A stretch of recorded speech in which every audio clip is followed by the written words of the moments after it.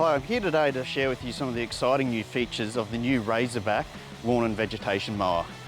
This new machine was launched in 2025 and there's a whole new range of next generation all-terrain lawn and vegetation mowers with a 14 horsepower Honda unit.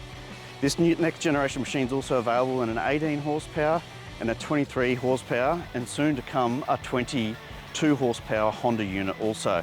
So first of all, starting at the front of the machine, we have an improved front tyre. We did get feedback of punctures out in the field. This tyre is now a 4-ply tyre. It's much thicker, much more resistance to debris impact.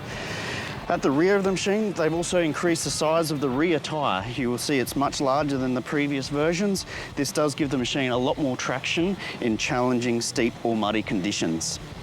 They've also improved the operator comfort. As you'll see, the seat here does have a lever here to allow the seat to move up and back depending on the size of the operator. They've all put a lot of thought into the ergonomics of the machine to improve the whole operator experience.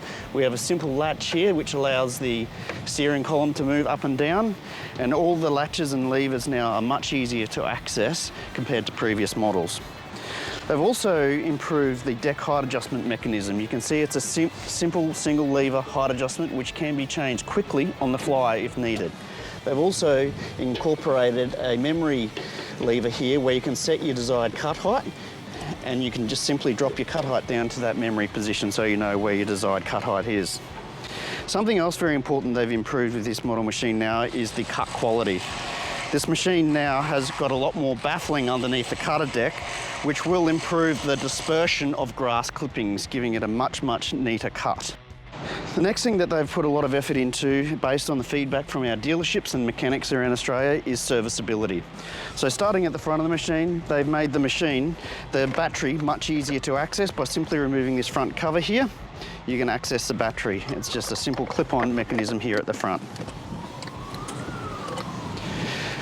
Also here underneath the steering column, they've made it so that you can remove this footwell here by removing this rubber matting to access underneath here, which gives you the ability to adjust your cables here for your brake mechanism and also your diff lock mechanism.